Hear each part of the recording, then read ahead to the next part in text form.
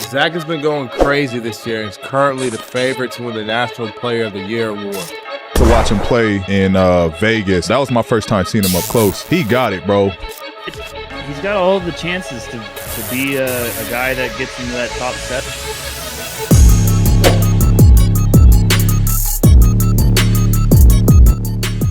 So the college season is finally over, and now we have seen all these 2024 draft prospects from college play their professional games there. Now we can evaluate their tape in full, and today we're going to be doing a post-March Madness and college season NBA mock draft. If you guys do enjoy these mock draft videos, I would appreciate it if you drop a thumbs up. Could we maybe get 1,000 likes on this mock? And let me know in the comments, do you like the pick that I gave your favorite team or do you dislike it? Let me know. So we are gonna run a lottery simulation here on Fanspo just to have some variety and variance here in the top 10. And the Memphis Grizzlies end up getting the #1 overall pick. The Raptors are at 2, Wizards at 3. The Jazz get lucky. They end up getting to 4. I'm sorry, Detroit. I'm sorry, Charlotte. I'm sorry, San Antonio and Portland. That is brutal. So the Blazers get their pick at 8. They get the Warriors pick at 13. The Pelicans are at 14 right now via the Lakers. The Thunder pick at 12 is from Houston. And Houston's pick at 9 is from Brooklyn. San Antonio doesn't get Toronto's pick since it goes to 2, and that's top 6 protected. Utah's pick is top 10 protected, so they get it at 4.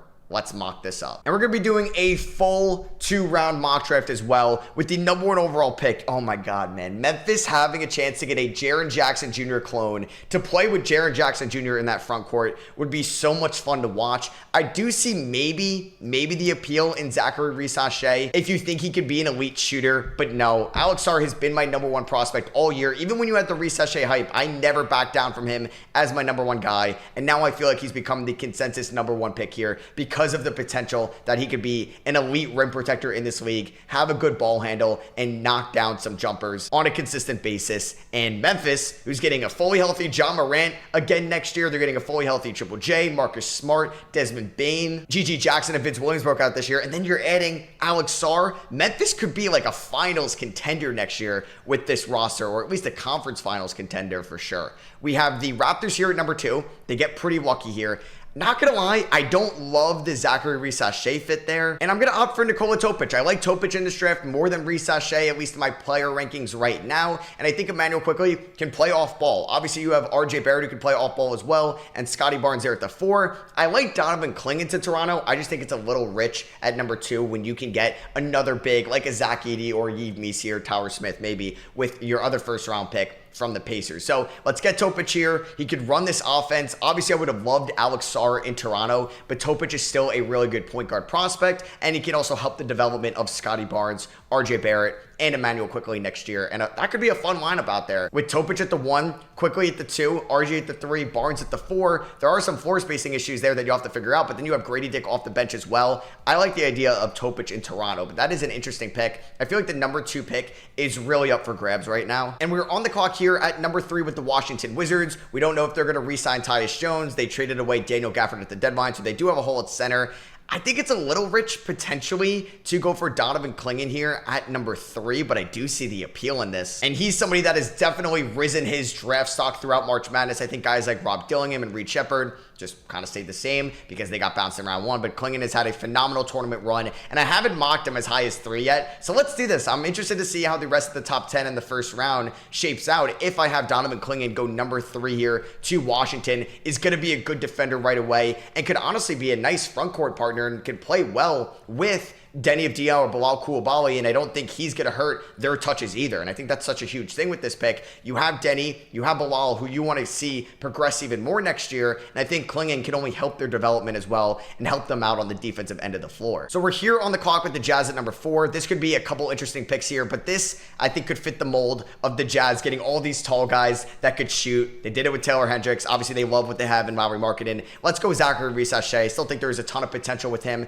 as just a spot-up shooter, as a complementary piece, and as a floor spacer for somebody that could play the power forward position. He's been struggling a little bit as of late at JL Borg, but there's still a good-looking form in there. I don't think he's going to be a crazy good shot creator at the NBA level, but I think he could be a nice player that could play off of Keontae George and Colin Sexton and Lauri Markkanen next year in Utah. So I think Reece Shea at 4 is a nice pick for Utah. And at number 5, I'm going to have Detroit go Matas Buzelis here. I do think he's going to get a lot of hype towards the draft because of his competitiveness, and if scouts and GMs think that his jumper will translate to the NBA level. Will he be a good shooter? Because if so, he's 6'10 with a guard-like handle that could space the floor and have the toughness to be a solid defender if he puts on more weight at the NBA level. And I think that's what Detroit could look for because of that floor spacing potential, but could also be out there with Ivy and Cade Cunningham. Now, if they don't really care about Ivy going forward and they want to go for Reed Shepard or Dillingham, I would probably go that route. But if they still think that Ivy and Cade is the backcourt for the future, I think Buzelis could play alongside Asor Thompson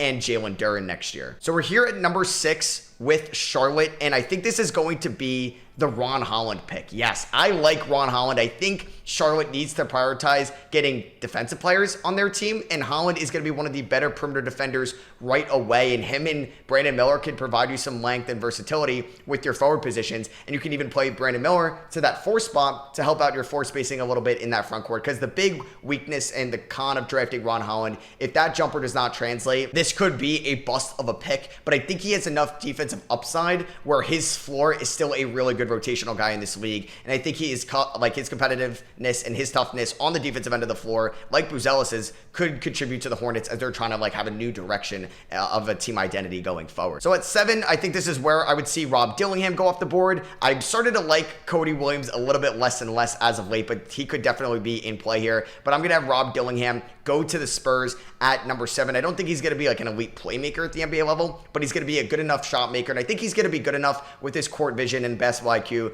to set up Wembanyama. And obviously that's gonna be a huge development for him, but I do think Rob Dillingham is one of the best shooters in this draft class. So he's got a really high floor, and I think San Antonio could definitely use some guard depth. I think they can go one of the Kentucky guys there, Dillingham, or they can go Reed Shepard. I like Reed Shepard at 8, but I also like the idea of Cody Williams here because I think he could provide some defensive upside for Portland. I think a team that you probably don't want to see Matisse Thybulle in that rotation next year, and I think there is a spot at that 3 spot or even 4 spot for Cody Williams to develop. He can learn from Jeremy Grant. He can maybe develop into a shot-creating stretch 4. Like, that would be a really good, versatile, like, position and skill set for him, and that could make him very valuable in this class. I do think he needs to work on the handle a little bit, and I think he needs to work on his confidence and his motions kind of like late in the game where he's got to still be involved into this team and not be a little bit passive. But I like the fit for him in Portland, but after Chauncey Billups handled Scoot Henderson's rookie year, I don't have the most confidence in this pick. So we're on the clock here, number 9 with Houston. I like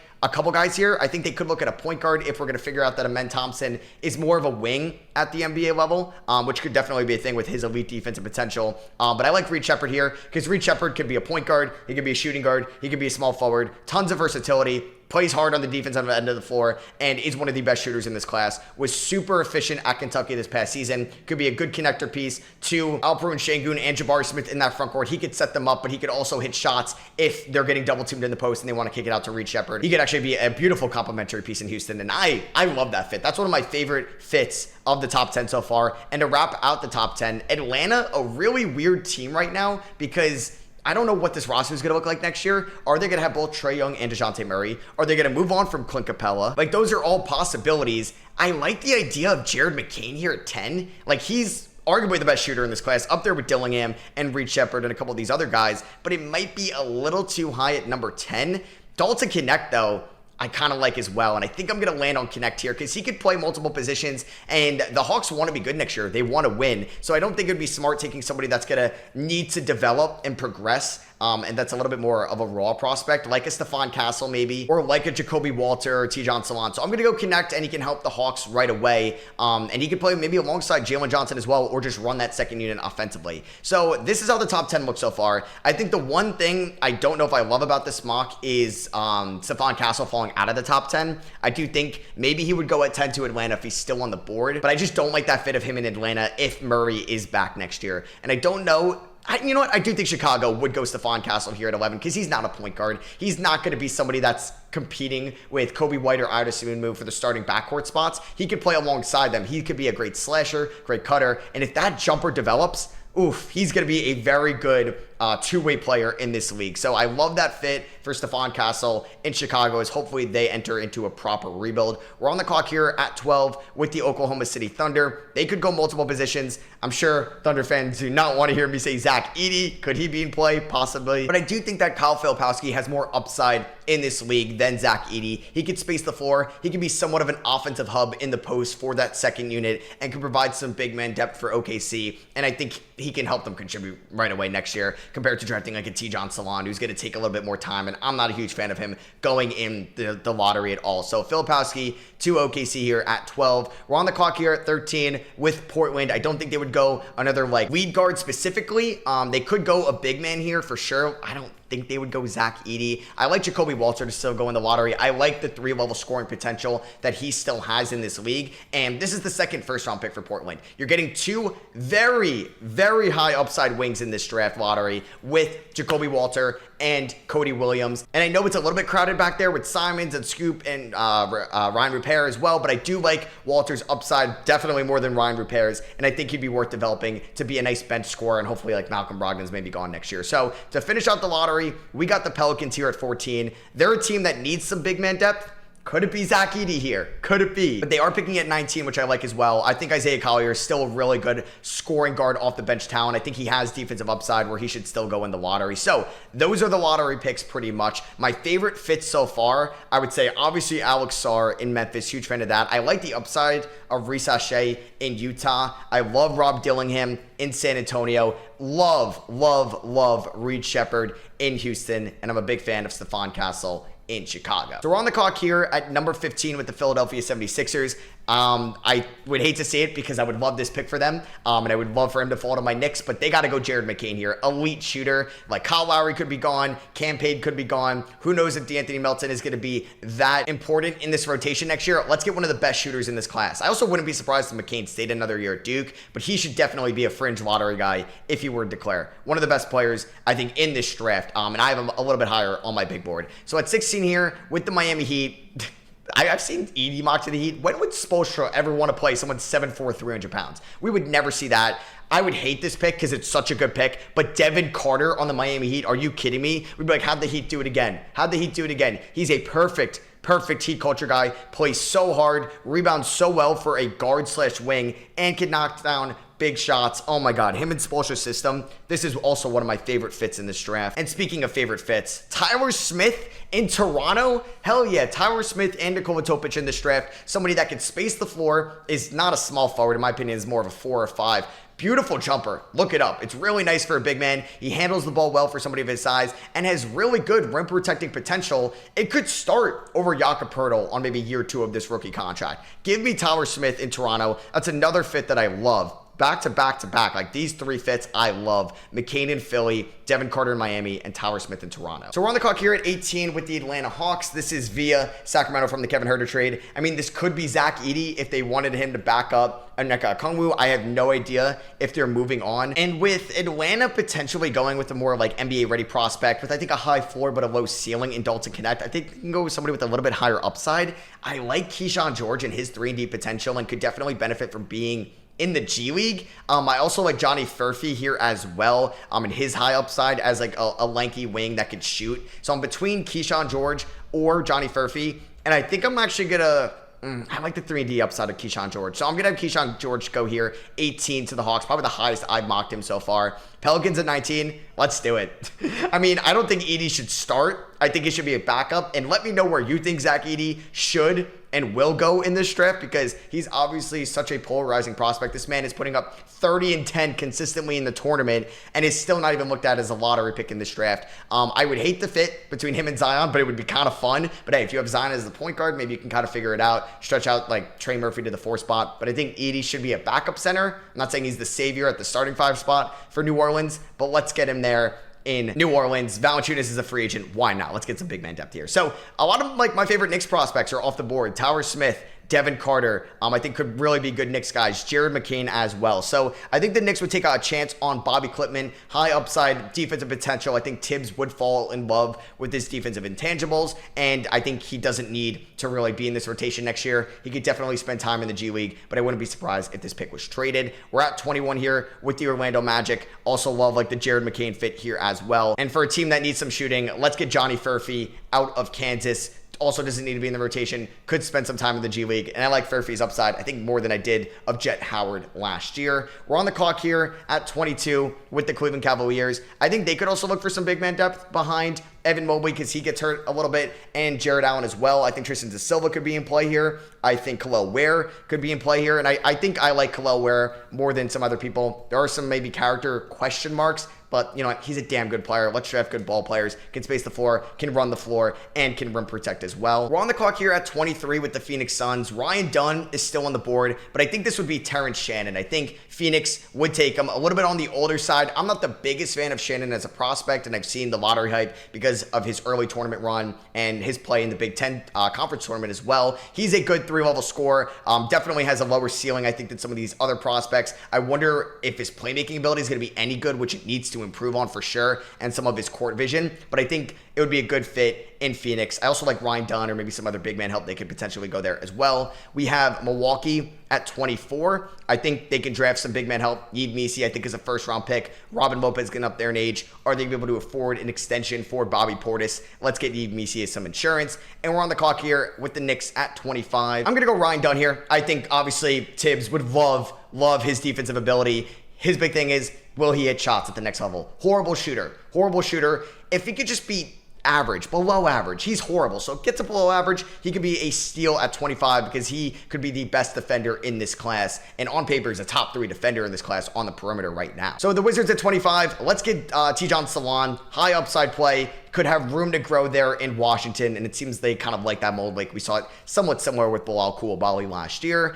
We have the Jazz at 27. I think they could be in play for a guard. Man, there's so many, I think, point guards that can go here. Like this could be an AJ Mitchell pick. This could be a KJ Simpson. I still have Tristan Da Silva and Kevin McCullough off the board, but I think Carlton Carrington will be a first-round pick. Let's get a guard to Utah. Denver at 28, I think like scoring off the bench is something they could use, and that could be Kevin McCullough, who can come in and help them right away, and could be probably better of like a shot creator off the bench than Peyton Watson is, or obviously Zeke Naji, and even Julian Strother next year. We have the Minnesota Timberwolves at 29. I like backup. I've mocked it a ton, but I like Tyler Kolek here. I think he's a first-round backup point guard prospect, and I like him to Minnesota. I think it's a good fit. And to wrap out this mock 30th, I think Tristan Da Silva is still a first-round talent at Colorado, can do a little bit of everything, and I think that would be a nice fit in Boston. So let's go through this second round a little bit quicker. We got the Pistons at 31. Already got Topic. Already got Tyler Smith. They could go for a little bit higher upside, but I also like some scoring ability off the bench. I like Didet out of France. Beautiful looking jumper. Could be a Toronto pick there early in the second round. We have the Jazz at 32. We just took Bob Carrington. They got Reese Hachey at number 4. Who do I feel like is a nice fit for the Jazz? I like Dylan Jones' scoring ability. I like Ethan Almanza, but they have a ton of big men. I feel like this pick could get traded, but let's get Dylan Jones' scoring ability off the bench for them. We got the Spurs at 33. Already got Rob Dillingham in this draft. Jalen Tyson can shoot the ball out of the gym, but I like the upside of Ethan Almanza, who can kind of dig into the Zach Collins minutes next year, and you can never go wrong with big man depth as well, and I think he should be a first rounder.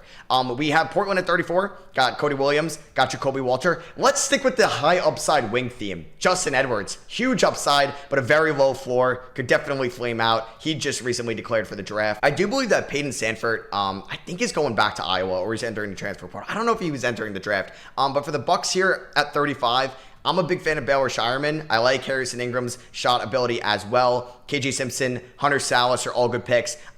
Day'Ron Holmes, I think that's my pick because I think Day'Ron Holmes is a fringe top 20 talent in this draft. Let's continue that theme of getting big man depth for them. We got the Pacers at 36. I feel like they love these shooters in the draft, so let's keep that trend going with Baylor Shireman out of Creighton. We have the Timberwolves at 37. We already got Tyler Kolek. I think we can go Jalen Tyson. Really good scorer. Wonder about his court vision at the next level, but I think higher upside. And maybe Wendell Moore is just that experiment's done in Minnesota. We got Bobby Klippman and we got Ryan Dunn in New York. Could they go Juan Nunez? Could this be the academy pick? Maybe for the Knicks. DJ Wagner, Hunter Salas, I'm a fan of. Let's get Hunter Salas, who I think is a fringe first-round talent as a combo guard here. We have the Grizzlies at 39. I think they could look for some more point guard depth, and I think AJ Mitchell could come in right away and help out this team a ton. We got the Blazers at 40. Yeah, this is going to be the academy pick. I've seen that he could be a first-round guy. So, you know what? Let's get him to Portland. Haven't drafted a big there. We go in like these high upside, very low floor guys there. We got Jared McCain at 15 to Philly. Let's do the 41st overall pick in this draft. I like Harrison Ingram as a spot-up shooter for this team. Physical guy, can play inside. We have the Hornets at 42. Let's go Jamal Sheed. I want to kind of continue that trend of getting defensive-minded guys. Let's get Sheed out of Houston, and we can have him go there. I'm going to have next up here to the Rockets. We're going to go another guard, and I know he's been getting a lot of hype as of late, but I think it's because of the tournament run of Mark Sears, and I know Kevin O'Connor had him like fringe lottery. I don't know if I see the first round talent yet, but I think there's a high enough upside where I probably have him going a little bit too low, to be honest with you. You know what? He declared he's possibly in the draft. I'm having Bronny James go to the Heat at 44. I don't know if that means they can get LeBron James, but let's do it. I have no idea where I would actually mock Bronny if he fully declares for the draft and LeBron is like, I'm playing with my son. Like, could Bronny be a lottery pick? He's not good enough to be a lottery pick, but this is a weaker draft, and you'd get LeBron for a year. You'd make a ton of money. That could be interesting. So I got Bronny there, 44. Let's take DJ Wagner here to the Clippers at 45. Back-to-back guard picks because I like Trey Alexander. I almost have a first-round grade on him as well, so this is a nice value pick for the Kings at 46. Let's get Alex Caravan to the Spurs here at 47. One of the better cutters and slashers in this draft and an elite shooter for sure. We are on the clock here with the Magic at 48. I'm going to go Ryan Kalkbrenner here. Just get some more big man depth and I think a little bit more polish than some of these other big men that are kind of all over the place right now. Pistons, 49. I don't hate Melvin Ajinka here. I'm going to have Melvin Ajinka go to the Pistons there. Pacers at 50.